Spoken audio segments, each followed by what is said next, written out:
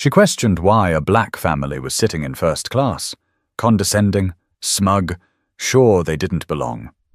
But halfway through the flight, the captain made an announcement and revealed a truth that turned her entire world upside down. There was a moment, barely a pause in the shuffle of passengers, that marked the beginning of everything. Row 1A and 1B had just been filled, and the seatbelt signs were still lit when Karen Whitlow, 38 years old and proudly on her 12th year as a flight attendant, paused with her beverage cart in the aisle. She looked over her shoulder, then back at the family seated in first class. A black man in a sharp grey suit, a woman in a tailored navy jumpsuit with a leather handbag tucked under her seat, and a boy around 10 with neatly braided hair. Karen's smile came, but it was tight. "Excuse me," she said with forced politeness. "Are you sure you're in the right seats?" Darius Ellington looked up from his phone slowly, calm but direct. "We are," he said. His wife Simone didn't speak, just met Karen's eyes, steady and without blinking. Her hand gently rested on their son's leg under the tray table.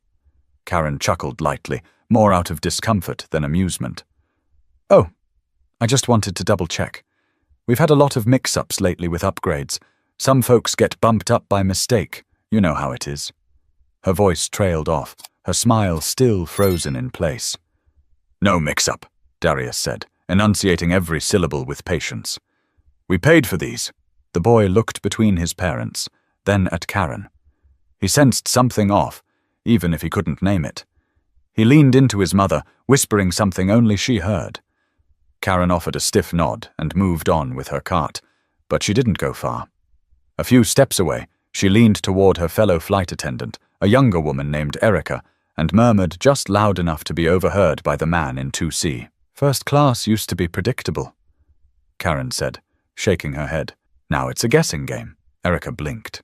"What does that mean?" Karen shrugged. "Just saying, you used to look at someone and know where they were sitting." Erica didn't answer. Simone watched this exchange out of the corner of her eye. She didn't flinch. She didn't whisper. She reached into her handbag, pulled out a slim journal, and began writing. Her son leaned against her arm. Darius simply returned to reading the business section on his tablet. It wasn't anger on their faces. It wasn't shock.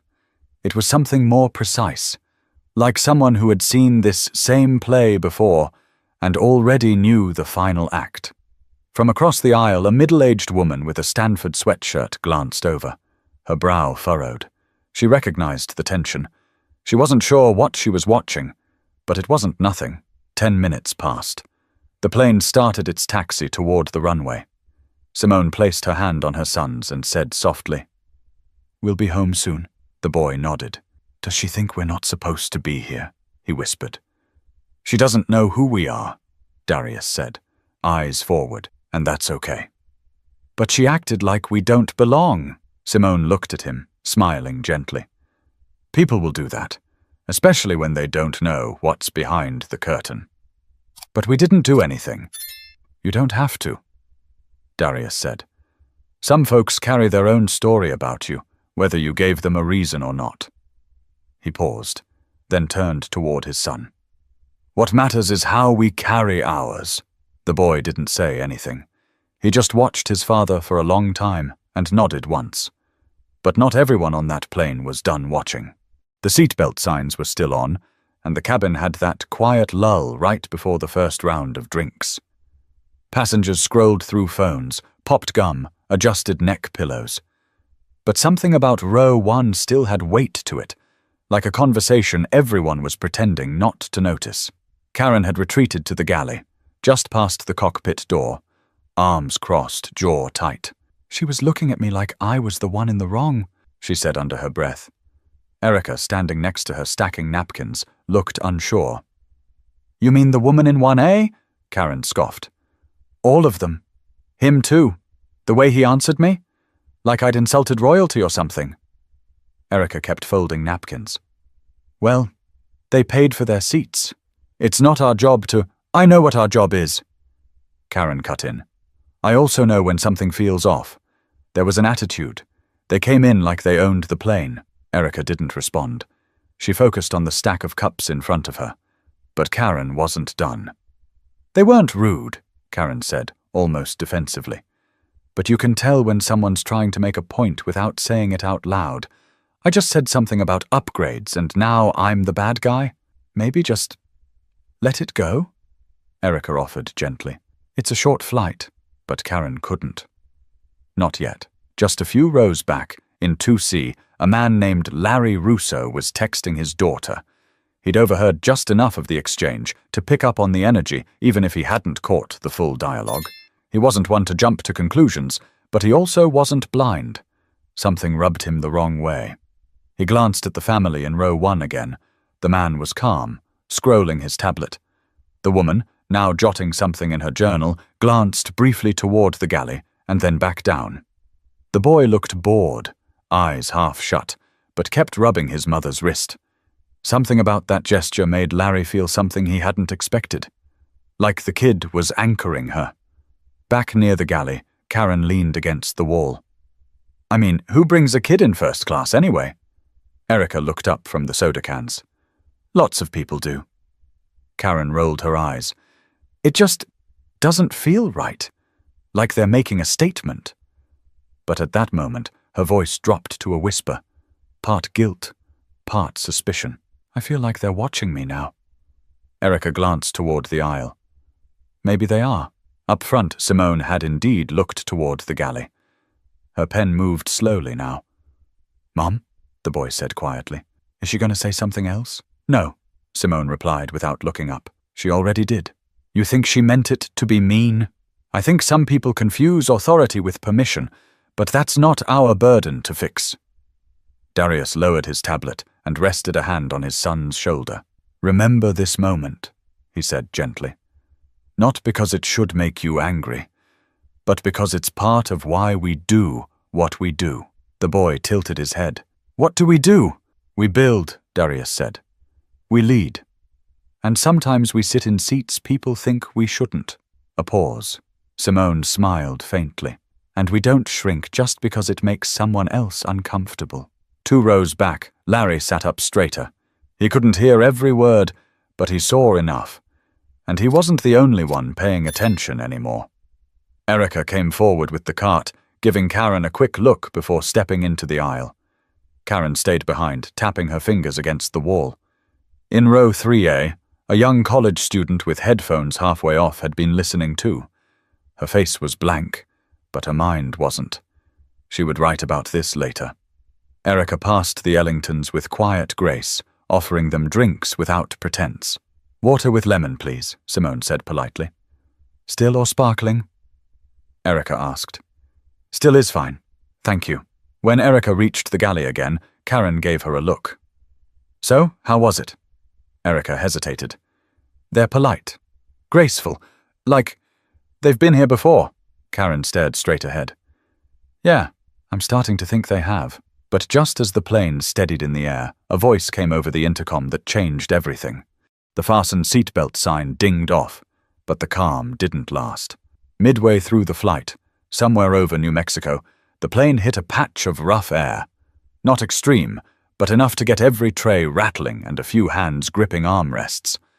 Karen instinctively reached for the intercom to prepare an announcement, but the cockpit beat her to it. "Ladies and gentlemen, this is your captain speaking. We're experiencing some light turbulence. Please remain seated with your seatbelts fastened. We'll do our best to find a smoother altitude." The voice was calm, confident, familiar to a few ears on board. Darius looked up. Simone stopped writing. Their son grinned. "Aunt Colette." Karen blinked. She looked at Erica. "Did she say Colette?" Erica shrugged, slightly amused. "Yeah. Why?" Karen furrowed her brow. "That's not Captain Laird. He's usually on this leg." "Schedules change," Erica replied. "You know that." Karen nodded slowly, but kept staring at the cockpit door. In row 2C, Larry raised an eyebrow. He'd heard that name too. Up in 1A, Simone whispered to her son, "She's probably trying to keep things steady. We're not far out from Albuquerque." The boy whispered back, "Do you think she saw us when we boarded?" Simone smiled. "She always checks." Darius leaned in and said quietly, "She's watching from the cockpit.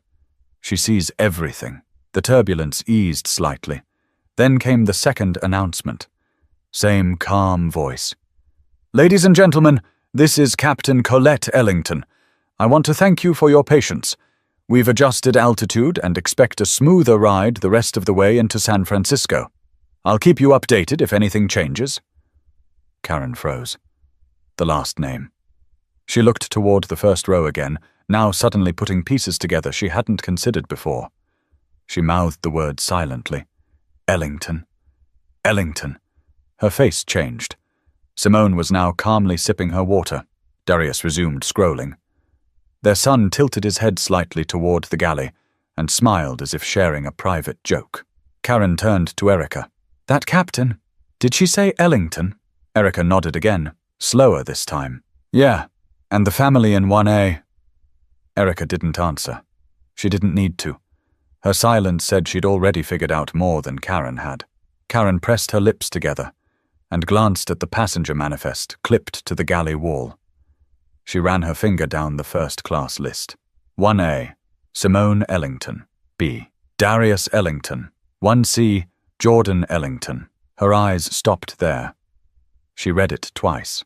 Suddenly, everything she'd said, every assumption, every whispered comment, felt like they were echoing back at her inside a tin can. Karen turned toward the aisle, peeking between the curtains to look again at the family. Darius was resting with his eyes closed. Simone was journaling again. The boy now had headphones in, bobbing his head lightly. And just then, a low voice came through her earpiece. Flight crew, this is Captain Ellington. Please prepare for beverage service in approximately 10 minutes. I'll update if there are any weather changes. Erica looked toward Karen again. You okay? Karen didn't speak. Her mind was moving too fast. She'd accused them, however subtly, of being out of place, of not belonging. And now, the person flying the plane was one of them. Suddenly, all that confidence she wore at the beginning of the flight, it drained. She started questioning every word she'd spoken since boarding. Her tone, her body language, her sarcasm. Because now it wasn't just a matter of being wrong. It was about who had been watching the entire time, and from the front of that cockpit, Captain Colette Ellington had a full view of her crew.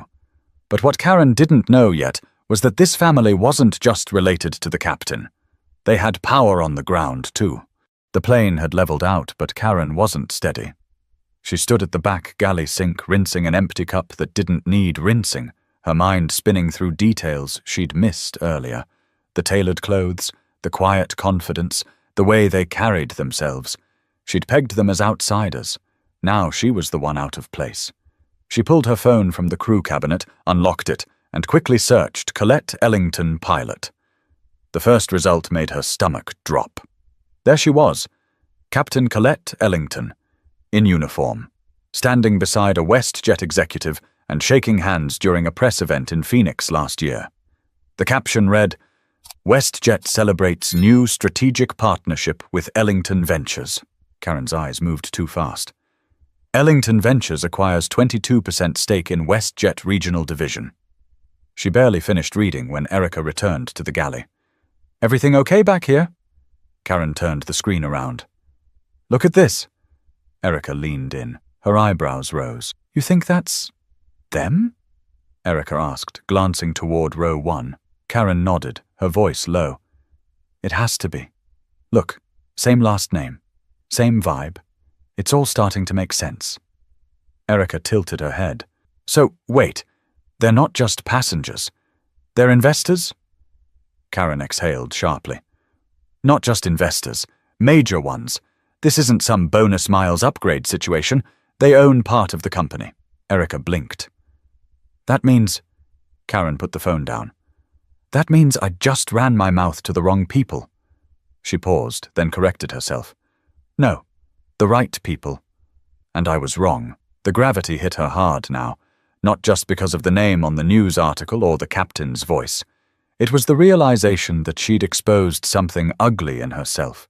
In public, in uniform, and in front of a family that had said nothing cruel in return.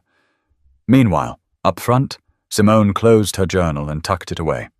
She whispered something to Darius, who gave a subtle glance toward the cockpit. Their son looked up. "She knows?" he asked. "She does," Simone replied. "What happens now?" "We land," Darius said. "Then we'll decide." He paused, then added, "But I think she's already learning something." From the cockpit, Colette's voice returned, this time directed to the crew. "Flight attendants, prepare the cabin for landing. We're 30 minutes out." Karen grabbed the intercom phone. "Copy that, Captain." She didn't mean to, but she hesitated before hanging up. Her reflection in the glossy black surface of the galley cabinet stared back at her, face flushed, eyes tight, shoulders hunched just slightly. She straightened them. "I'm going to check in up front," she said to Erica. "You sure?" "I have to." Karen walked the aisle slowly, her steps quieter than before. Not robotic, but careful. When she reached row 1, she stopped. Darius looked up first. No smile, no frown, just presence. "I just wanted to make sure you're comfortable," Karen said, words slower now. "Let me know if there's anything else you need." Simone didn't blink. "We're fine, thank you." Jordan looked at Karen. There was a question behind his stare, but he didn't ask it. He just kept watching her face like he was trying to memorize it. Karen gave a soft nod and turned back. Her heart beat faster on the way to the galley. Not from fear, but from awareness. She didn't know what came next. She didn't know if the family would file a complaint or if corporate would reach out. But something had shifted. She felt it in the way the passengers looked at her now, like they'd seen something. Not everything, but enough. But what happened after the landing would define more than just her shift. It would challenge her character in a way that couldn't be undone. The wheels touched down with a firm thud. A few overhead bins rattled, but nobody flinched. Most passengers were already leaning toward the aisle before the seatbelt sign went off. You could feel it, the small tension that lingered in the space between the rows. Not loud, not dramatic, just there. Karen stood stiff at the front of the plane, going through the motions. "Welcome to San Francisco. Local time is 6:42 p.m. Please remain seated until the seatbelt sign is turned off and the captain has parked at the gate." Her voice didn't have the same rhythm as it had back in Dallas. Row by row, passengers stood, stretching arms and grabbing carry-ons. Karen kept her eyes on the door but her mind on row 1. Simone rose first. She straightened her jacket with calm precision, then reached for her son's backpack. Darius helped Jordan into his coat, speaking softly to him. Nothing anyone could hear, but whatever it was, it made the boy nod quietly. As they stepped into the aisle, Karen took one step forward, instinctively placing herself near the exit. She gave a polite smile. "I hope you had a pleasant flight," she said. Darius looked her straight in the eye. "We did." Simone's gaze lingered longer. "Sometimes silence says more than words," she said, not unkindly. "Have a good evening." Then she and Jordan stepped off the plane. Karen didn't move. Not right away. She turned slowly toward the cockpit just as the door opened. Captain Colette Ellington stepped out.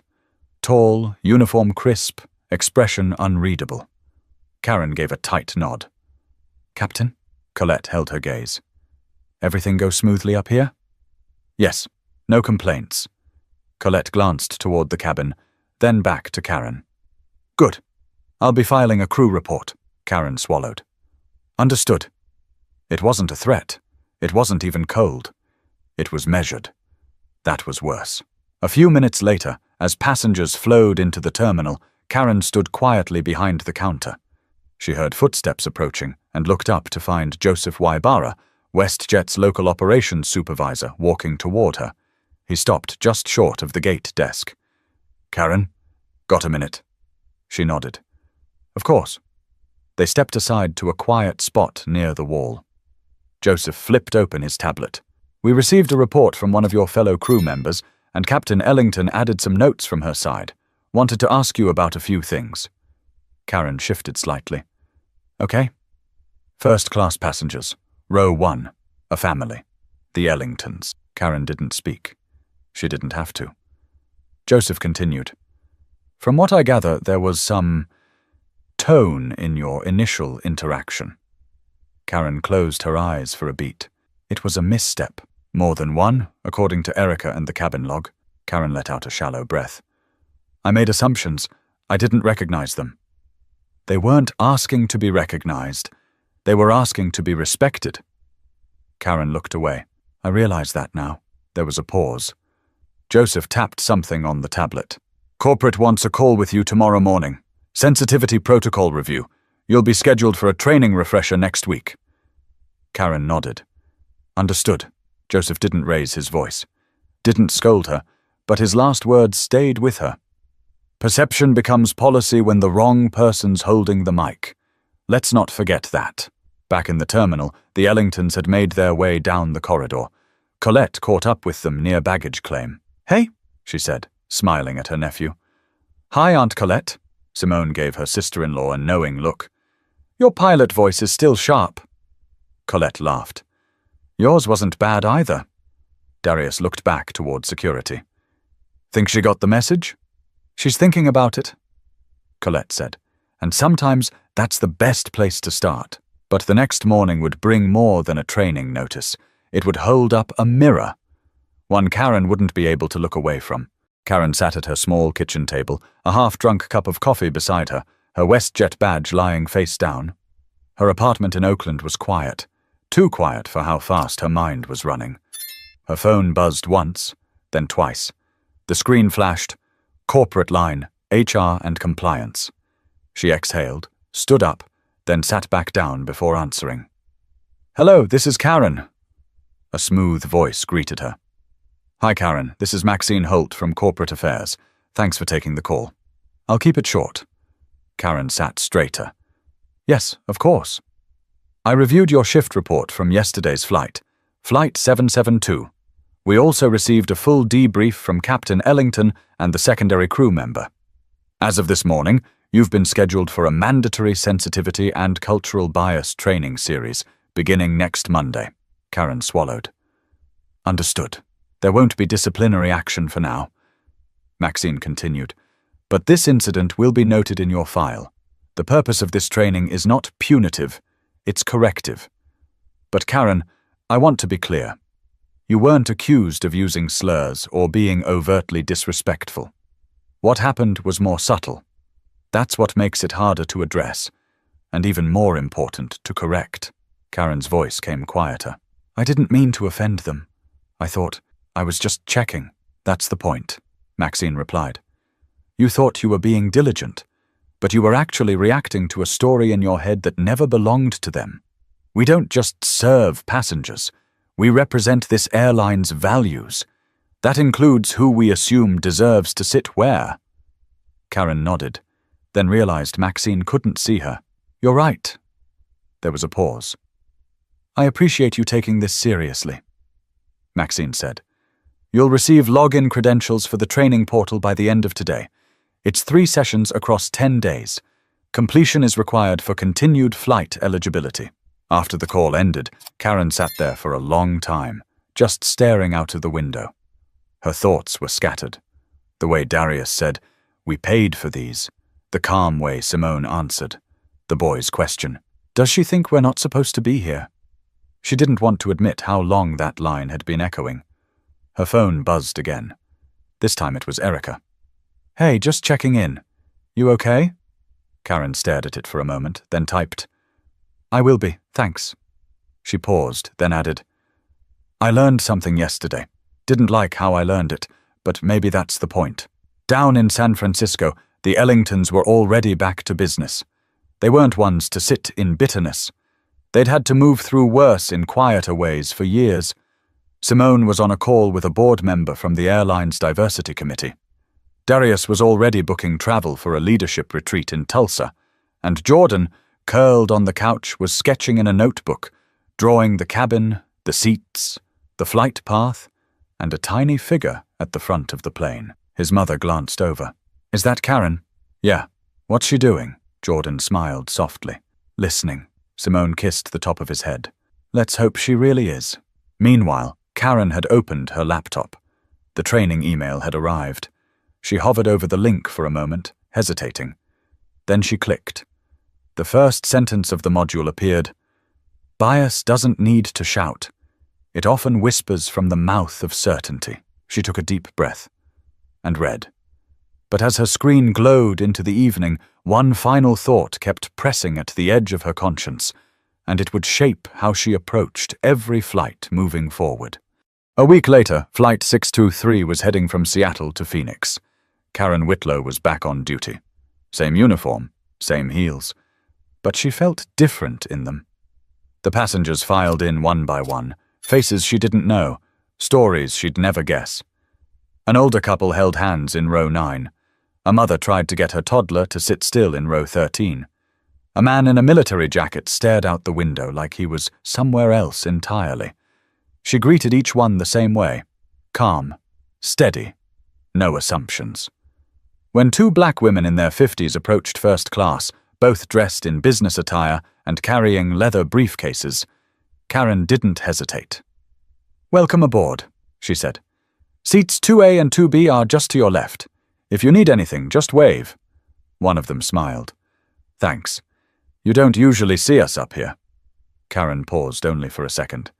"You should," she said. "You absolutely should." After takeoff, while serving drinks, Karen moved slower, more deliberately.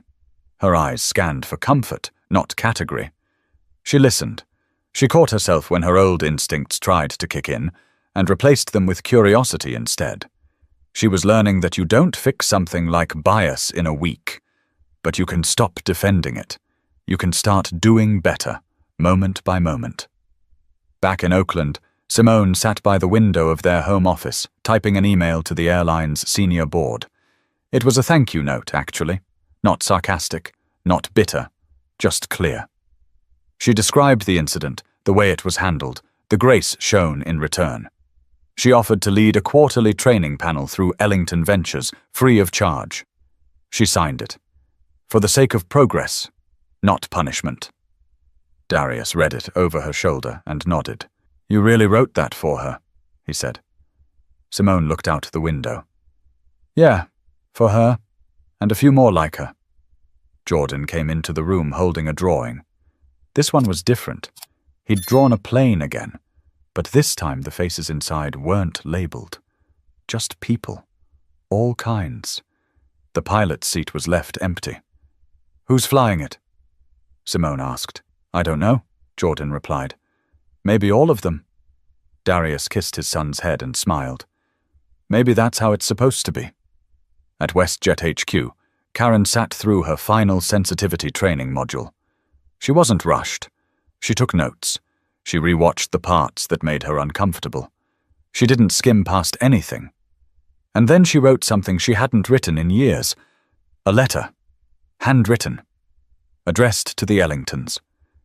She didn't send it right away, but she folded it and kept it in her wallet. Not because she needed to show it, but because she needed to carry it. Sometimes the loudest apology is the life you live afterward. The story never made headlines. There were no viral videos, no hashtags, no boardroom blow-ups. Just a quiet shift in the middle of a cross-country flight, and the people who refused to match ignorance with anger. Not because they couldn't, but because they chose not to. That's the power of self-worth that doesn't need validation. And that's the lesson Karen took with her. 30,000 feet up, and every time her feet touched the ground. If you've ever been judged before anyone knew your name, or underestimated before you even spoke, let this story remind you, your worth is not up for debate. It's not about proving anything. It's about knowing who you are, even when someone else doesn't. And if you're on the other side of that story, ask yourself what story you've been telling before someone even says hello. If this message hit home for you, don't scroll away. Like, subscribe, and share this with someone who needs to hear it. We've got more stories coming, real human stories that might just change the way we see each other.